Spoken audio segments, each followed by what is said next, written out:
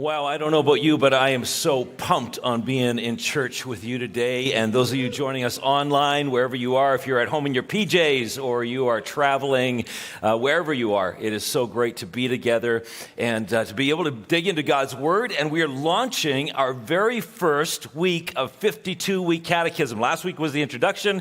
This week we're launching, and we're going to be taking on today the biggest question in the universe. I am pretty excited about this, but first of all, let me tell you this. If you were to ask me, Todd, what do you love? Right away, I would list what I love, probably in the order I love, right? God, my wife Carolyn, crazy about my wife Carolyn, my three beautiful daughters, and their three beautiful men that they brought into my life, these son-in-laws, which I love so much. Of course, you would be on the list, our church family, love our church family. But further down that list somewhere, you might be a little surprised by this, but I would say I love perspective. I love perspective. Especially when you're kind of going along one direction and then you suddenly experience a perspective shift and just everything opens up for you. Take, for instance, my favorite Christmas movie of all. You know what it is, right? Yes, Grinch. Yes, you know me. I love the Grinch. I love everything about the Grinch. I love the Grinch movie. I love the whole movie. Watch it every year, but especially the last 60 seconds. Do you remember the last 60 seconds? It looked like this. Roast beast. Yeah.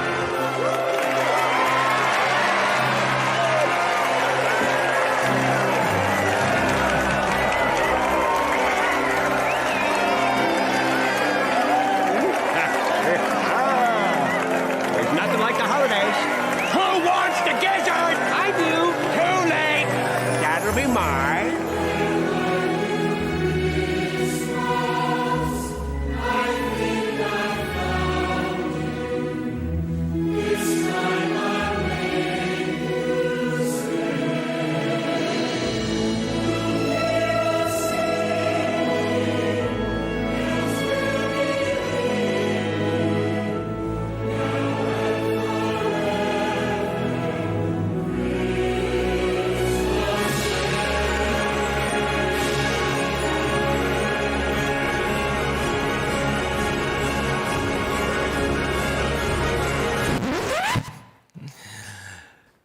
And there it was, the perspective shift. For 105 minutes, we had been journeying along in Whoville. We'd been watching the cars and the Christmas decorations and the Grinch on his sleigh. We had been watching them decorate the tree with bingo balls and woo-foo fluffs. And then there was this tension, of course, with Whoville, that the Grinch had nimbly stolen all of their gifts up the chimbley. And then they reconcile and they have this feast of roast beast. And we're in this village, and suddenly everything changes. And we begin to zoom out. We zoom out past the celebration, past the town, past the valley, past the mountains, past all of these crystal things, until finally you realize, oh my goodness, the whole thing was in a snowflake. One of a million snowflakes that just floats away. And suddenly your perspective shifts on what you just saw. Well, I think for us as we dig into this, the first of our questions for our catechism, 52 weeks, there's going to be a perspective shift that many of us experience. Now, last weekend, we introduced this series, Catechism in a Year, and we introduced a brand new feature on the app. If you have your phone and you have the Riverwood app, please take it out now. If you do not have it, either download it now or download it sometime this week. We encourage you. This is going to be your 52-week library that we're going to build. And if you go to the home page there, you're going to see Echoes. And when you click on Echoes, when you click on that, you're going to go to a menu. It's going to go to a two-part menu. First of all, Catechism Introduction, and then Catechism Echoes About God. Now, as you go to this menu, if you were to pick the introduction, you would be exposed to everything we did last week. And if you were not here, please, please, please go back and get that teaching. It's essential for laying the foundations for the next 52 weeks. We answered, where did catechism come from? What does catechism mean? Why in the world would we give 52 weeks of our lives to this thing? It sounds Catholic, but it's not actually Catholic. And why would we give our lives to studying this? I give you 6 compelling reasons. And I would love for you to catch up on that. In fact, if you go to the archives, or at the bottom of that page, you're going to see the sermon that answers the question. Now, on the catechism menu, if we go back to the catechism menu, we're going to go there, and you're going to see and click on Echoes of God. So when you click on Echoes of God, it goes to the first of 3 questions that we're going to answer this month. And the first one is the big one. What is God? When you click on what is God, it's going to take you to the answer.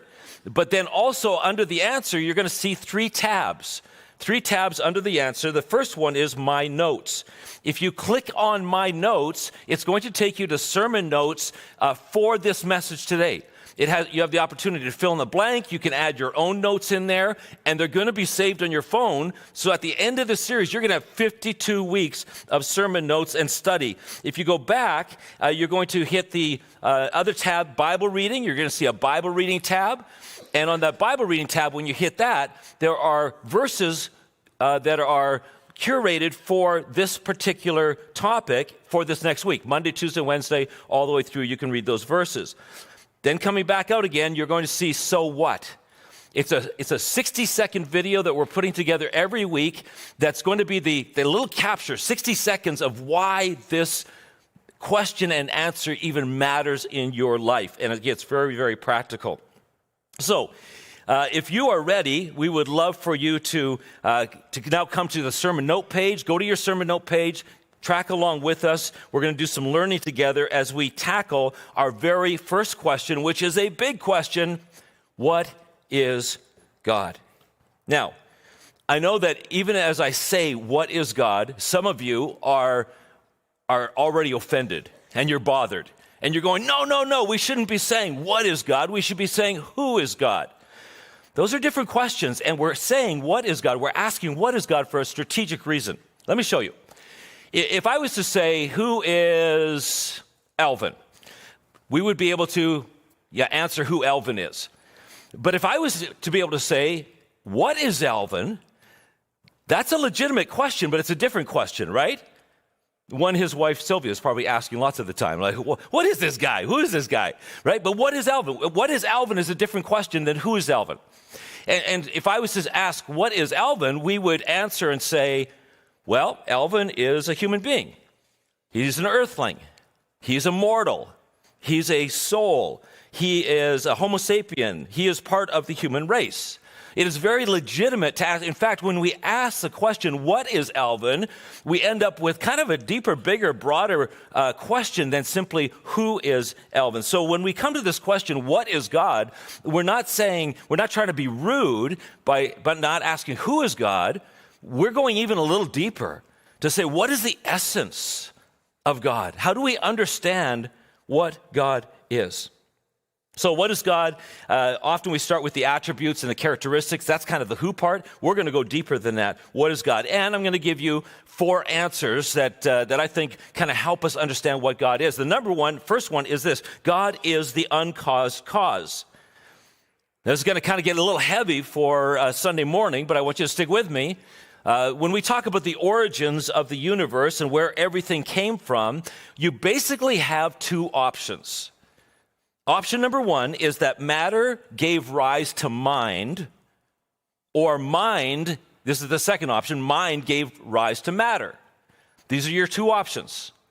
Do you believe that matter was there and created mind, or did mind create matter? Today, scientists are pretty universally agreed that the universe is not eternal, that it had a starting point, that it has not gone on forever, it had a beginning. However, how they came to this conclusion is actually very, very interesting. In 1917, Albert Einstein introduced a theory of origins and a theory of where everything came from called the cosmological constant theory. Basically, it said that the universe was always there, it was eternal, It's always been there. It always will be there. And that was kind of his answer. However, in 1927, a Catholic priest and scientist named George Lemaitre observed that the galaxies were moving away from us, and they were speeding up and going further away faster, and they did all these measurements. It's this whole idea of this expanding and moving away from us universe. And then 2 years later, Edwin Hubble came along, and he proved Lemaitre's theory and said, yes, this actually is happening, and it's called the Hubble law, that the galaxies are expanding and moving away from us at increasing speed. So the devout Catholic priest belonging to a deeply spiritual Catholic order called the Friends of Jesus, I think that's an awesome name for a Catholic order, the Friends of Jesus, suggested that all the galaxies are moving away, and that must mean that at one time they were all close together. And how close together were they? Well, the theory that he developed was that they were so close together that they actually at one point had an origin in a primeval atom, one atom that was floating around out there, and this origin came from this, and then it exploded into everything we know. Now, George had a problem, because first of all, Albert Einstein didn't agree with him. Secondly, the Vatican and the theologians in the Catholic Church didn't agree with him, and lots of other scientists and mathematicians and physicists didn't agree with him. In fact, this is fascinating. In 1949, an atheist astronomer named Sir Fred Hoyle, in a move to belittle and criticize George's theory, came up with a mocking name for his theory. Any idea what the name was? The Big Bang Theory. He called it the Big Bang Theory, and he said, look, this is just a religious concept veiled as science, disguised as science. And he was criticizing George. Well, George's Big Bang Theory, in the 1960s, when he passed away, much more evidence had come about, and scientists were beginning to warm up to the idea. And today, just about everybody agrees with this concept that the universe had a beginning. And for George, what it was an explanation of of evidence of God's work in our universe, that he began it. He spoke it into being. Now, just about everybody today that believes in the Big Bang Theory does not see this as a God thing. They do not see God as being the one who's behind it, but they take even a bigger leap of faith, believing that this primeval atom was created and nudged and energized and exploded and expanded all on its own without a cause. They believe that there was movement without a mover, that there was effect without a cause, which is problematic. Additionally, the latest theories of existence and origins say that we don't just live in a four-dimensional world, but the latest theories, based on quantum mechanics and all this stuff that I don't understand, is that we live in a 10-dimensional world.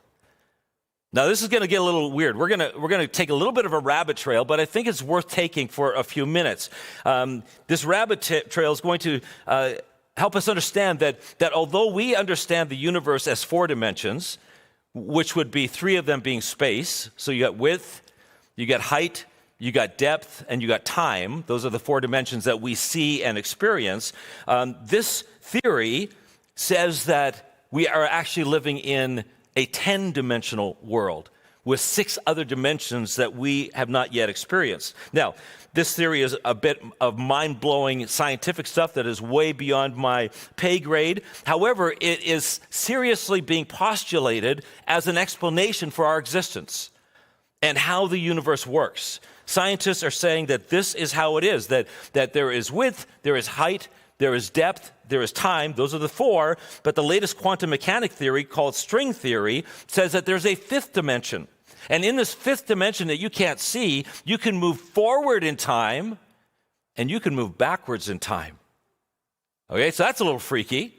But then they say there's a 6th dimension, which not only can you move forwards and backwards in time, you can move sideways to see what alternate you would look like and experience in a different time or space or universe. And that's only the first 6. Then there's 4 more dimensions, and in these other dimensions, you not only move forward and backwards in time and sideways, but you actually can experience other yous. There are multiverse. There are other yous being living right now in some other alternate universe, parallel to this universe that has different gravity, different time, different light operating in our universe. So all of that to say, to summarize, that one theory is that matter gave rise to mind.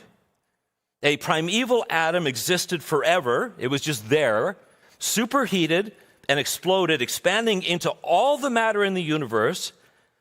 But we only experience 4 of the 10 dimensions. Time travel and alternate histories and multiple universes are completely possible. And all of this happened without intelligence, without purpose, without intention, and without cause. That's one theory.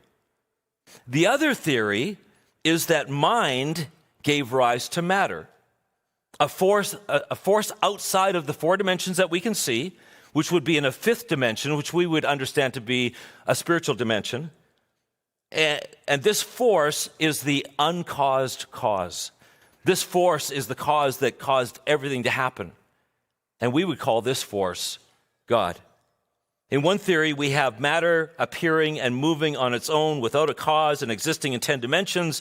In another theory, we have matter appearing and moving because God caused it to move and to expand. And we exist in 4 dimensions, but God exists in a 5th. 2 quick observations. First, both theories require huge amounts of faith. Can we agree on that? Doesn't matter which theory you choose. There's a tremendous amount of faith that's required. However, this is my opinion, those believing that matter created itself and moved on its own and created mind and is now existing in 10 dimensions, to me, requires a far greater leap of faith than to believe that there is a God in a 5th dimension who created everything.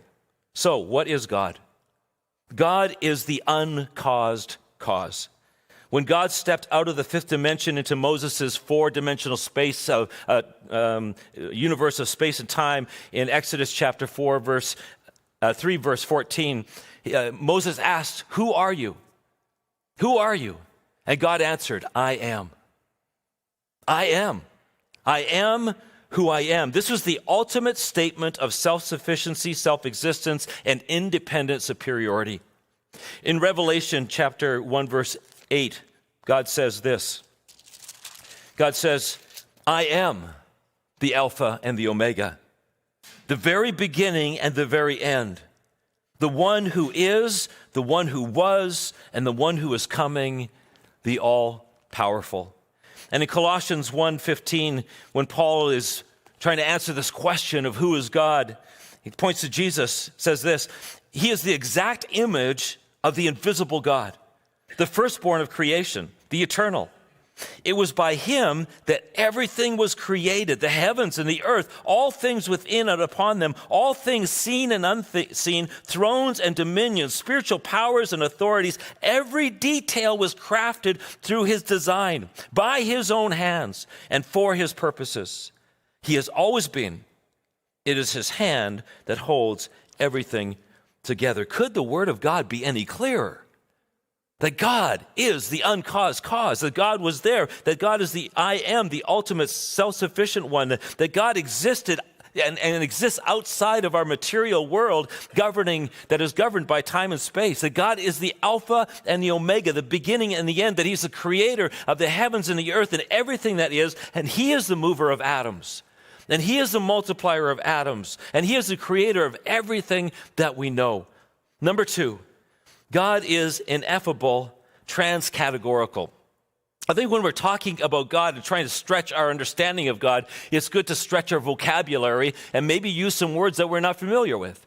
And so here's a couple you might not be so familiar with. Ineffable, God is ineffable. It means that God is undescribable, that God is transcategorical, that God defies category, defies understanding. As humans, we don't have a category or words enough or brain power enough to understand who God really is, that God is ineffable and transcategorical. In fact, there's some scriptures I want to point your attention to in Job chapter 11. It says this, "Do you think that you can explain the mystery of God? Do you think that you can draw God Almighty? God is far higher than you can imagine, far deeper than you can comprehend, stretching farther than Earth's horizon, far wider than the ends of the ocean. God is far beyond anything that we can comprehend. In Ecclesiastes 3:11, he has given human beings awareness of eternity. Another version says that he has put eternity in our hearts. That's part of God's stamp upon our lives, but in such a way that they can't fully comprehend. This is what the Bible says. We can't fully comprehend from beginning to end the things that God does. God is beyond our understanding. And then in Psalm 8, verses 3-4, when I gaze to the skies and meditate on your creation, on the moon, stars, and all that you have made, I can't help but wonder, why do you care about mortals? Specks of dust floating about the cosmos. The psalmist understood who we are in comparison to God. Humans are simply too puny and too limited to be able to comprehend or imagine who God is. Now, you remember I told you that I love perspective, and I love perspective shifts. And I'd like to paint for you an illustration. However, to use the who's of Whoville isn't going to work because the who's of Whoville are make-believe. And for this illustration to work, I need something that is real. I need something that we can actually wrap our minds around as being tangible. So let me introduce you to a little creature called the tardigrade, also known as a water bear. Now, the water bear is a remarkable little creature. They're found in almost any kind of water, mossy water, the leaf litter that you have in your yard. There's probably some water bears there, puddles, fresh and salt water sediments. They are resilient. They can handle temperatures of minus 273 degrees Celsius. They can handle temperatures of 150 plus 150 degrees Celsius. You can hit them with radiation. They've been taken to space. You can dehydrate them. You can starve them and not feed them for 30 years, and they're still going to survive. Remarkable, extreme resilience, and extremely tiny. In fact, this picture I'm going to show you is a water bear next to a whole bunch of granulars of sand. And so they're extremely tiny. And although they have feet and they have claws and they have a mouth and legs, they only are made up of about 1,000 cells. So if I was to take a cup like this, I could easily put 10 million water bears in this cup. I mean, that's how tiny they are. You could put 10 million of them in this cup. So here's my question. If I had 10 million of the smartest and most accomplished water bears in this cup, what are the chances that any one of them would be able to understand, comprehend, grasp, explain, and ultimately communicate with me? Any one of them. I'm just looking for one to understand me, communicate to me, and be able to explain me. What are the chances? What are the chances that a water bear made up of about 1,000 cells is going to have any understanding of me made up of about 35 trillion cells? How likely is it that the water bear is going to be able to explain to other water bears, even the smartest water bear in this cup, explain to other water bears what Todd is like, and be able to explain human thought and imagination and dreams and family dynamics and education and human stress and depression and anxiety and cars and philosophy and psychology and Starbucks and Tim's and coffee and money and economy and the war in Israel and Gaza and weddings and houses, smartphones and the internet, AI and technology, space travel, vacation, and home decor. Like how most of us guys can't even explain home decor. I mean, how is a water bear going to explain home decor to anybody? It would be impossible. Because the microscopic water bear is simply ill-equipped and incapable of understanding me or humanity. Now, you obviously see where I'm going with this. In this illustration, you and I are the water bear, and God is the human. And it is nearly impossible that such a difference and such a lack of capability would be able to explain or understand God. However, this illustration even breaks down because we're still in the four-dimensional world. Now you add God at home in another and be able to transcend into another dimension that we can't even see. It gets crazy. In other words, a tardigrade has a million times better chance of understanding me as a human than we have of understanding God. That's how massive the differences are. Number one, the uncaused cause. Number two, God is ineffable, transcategorical. Number three, God is bigger than all of our anthropomorphic pictures. Again, another big word. You might not exactly know the definition. What's anthropomorphic again? But you definitely know what it is because you grew up with it. It was all around you. Anthropomorphic is assigning a human trait or emotion or intentions to a non-human entity. Timon, Pumbaa, Simba, Nala, and the whole gang all had thoughts and emotions, and they made plans, and they had intentions, and they were given these human qualities, even though meerkats and boars and lions don't have the ability to talk or to sing or to plan and to scheme and to feel like humans. Well, in the Bible, God is described in anthropomorphic terms so that we can better understand. He speaks to us in water bear terms that we can understand. As walking and smelling and stretching out his arms and seeing and hearing, and his face is against evil, and his eyes are on his people, and he grieves and is angry and gets sacrifices, and he loves. In fact, in the scriptures, just to expand this whole idea of how anthropomorphic our description of God is, we understand God is described as the bridegroom, the husband, the father, the judge, the warrior, the king, a builder, a potter, a shepherd, a farmer, a mother hen, a refiner, a rock, a shield, a light, a great physician, a great high priest, and a lamb slain for humanity. And although these anthropomorphic descriptions help us in water bear language to understand who God is, there's a danger in this. And the danger is that we begin to think that God is just like me, only bigger. God must just be a really big human being. And what we end up doing is we end up shrinking God in our minds, not appreciating how incredibly mind-blowing, massive, and powerful God is. We end up shrinking him and making him too small in our minds. We start thinking that God must just be a really big water bear, maybe 1,000 times bigger and more powerful than us. But the reality is there isn't even a scale to compare us to God. God is ineffable, transcategorical, existing in another dimension, and our anthropomorphic terms fail us. What is God? God is the uncaused cause. God is ineffable and transcategorical. God is bigger than our anthropomorphic pictures. And lastly, God has revealed himself. God is self-revealed.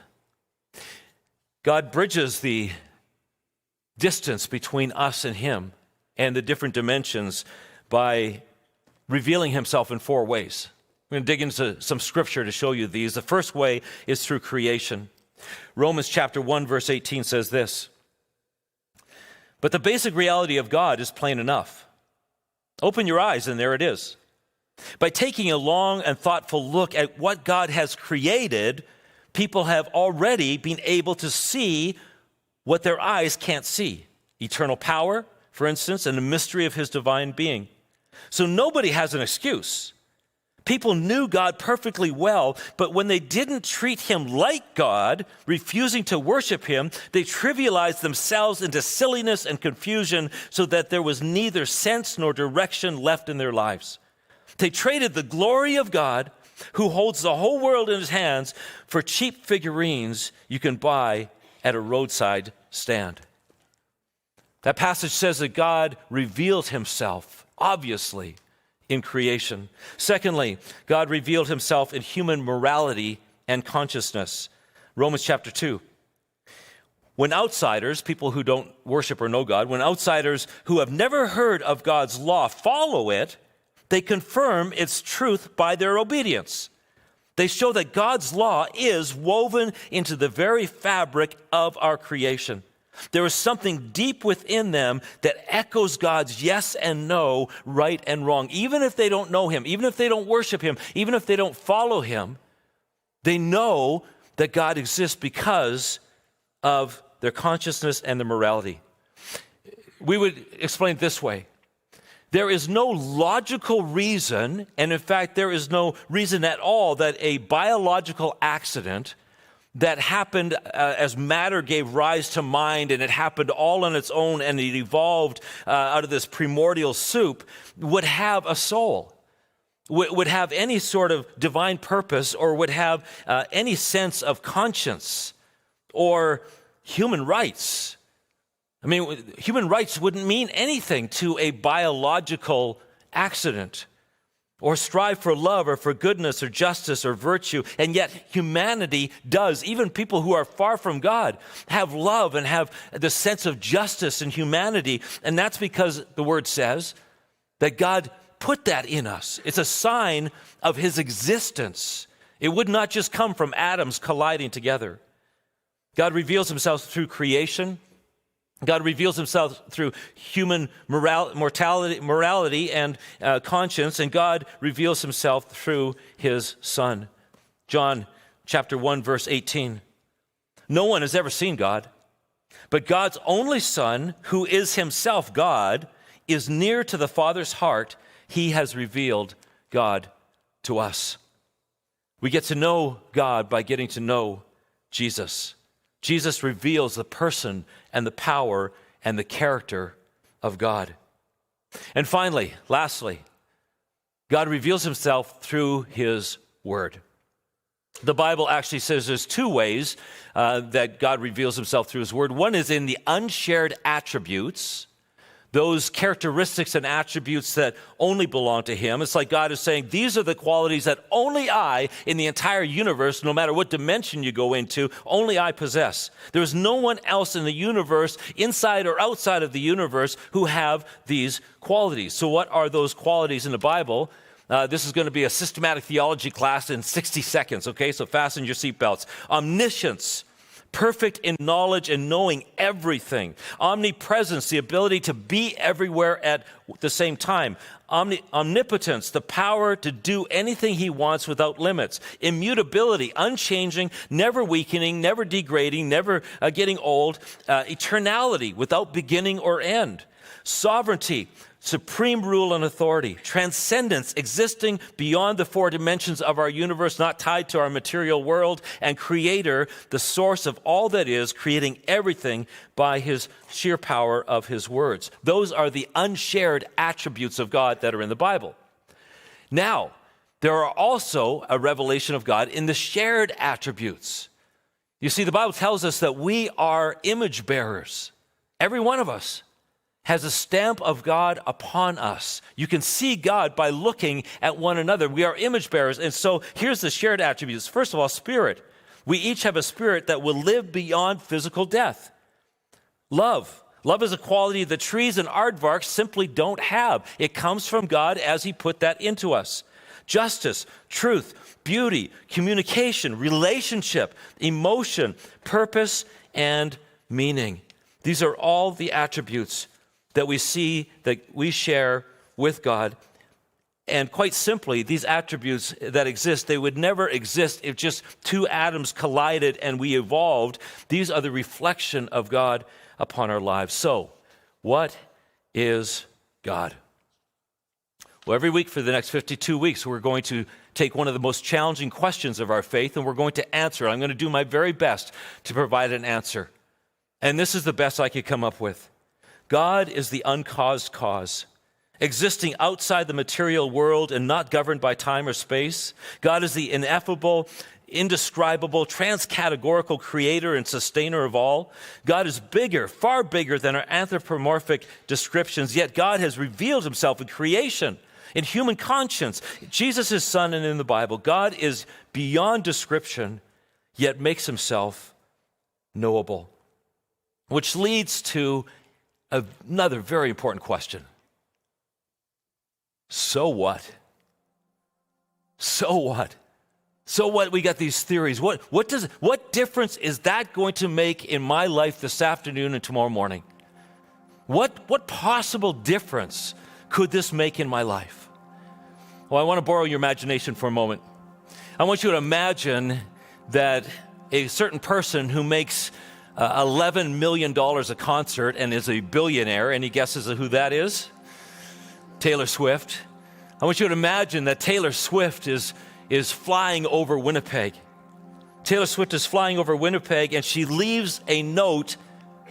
She lands here and she leaves a note under your windshield wiper. Imagine that. Now, if you were to think, well, maybe this is just a prank, that would be one thing. But then you read the note, and I happen to have the note here that she put under your windshield wiper, and it says this: "Hey, you, I was flying over Winnipeg and decided to drop in. I'd like to buy you dinner at Earl's tonight, 7 p.m. In fact, you were selected to receive the earnings from my last concert, and I'll have the check with me." Now, if you looked at that note and you went, "Oh, here's that kid down the street again, Taylor Smith. You know, Taylor Smith he loves to prank me. And he's doing this. I know where this comes from." You know what you're going to do? You're going to take that note, you're going to throw it away. You're not going to change your plans. You're not going to rearrange your work shift that night. You're just going to go on like normal because Taylor Smith was pranking you, if that's what you believe where the note came from. However, if you had entered the Taylor Swift hometown windshield wiper contest and believed that this authentically was from Taylor Swift, your life is about to change. I mean, you are going to cancel your plans for the evening. You're going to go shopping, guaranteed. You're going to go buy something new to wear to meet Taylor Swift. There is nothing on this planet that is going to keep you from that dinner date at 7 o'clock at Earl's tonight.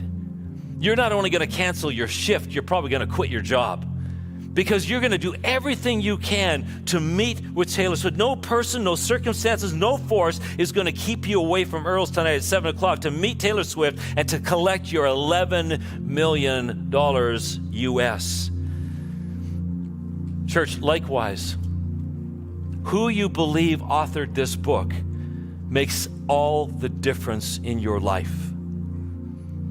If you think that this was just some humans putting this together and God wasn't really behind it, and the God who you think of is kind of like just an oversized human, just a lot more powerful out there somewhere, and that's who you conclude wrote this, it's not going to change your life one bit. You're not going to reorganize your life. You're not going to change who you are. You're not going to do anything. However, if you believe that the God who wrote this is the uncaused cause, is the one who you don't even have the capability of wrapping your mind around to understand who he is, but he has revealed himself, and he loves you so much that he actually sent his son into this dimension to sacrifice himself on a cross for you. If that's who you believe wrote this book, there is not a force or a circumstance or a distraction in this world that's going to keep you from reading it and from rearranging your life to follow that God. It makes all the difference in the world. In Philippians 2:10, it says that one day every knee will bow. Every knee is going to bow and worship Jesus. The only question is, will you bow your knee in light of who he is today? Or will you one day find that your knees buckle under the weight of his glory, a God that you did not worship when you had the chance? My suggestion is that we understand who God really is, and we rearrange our lives accordingly. Let's take a moment to worship together.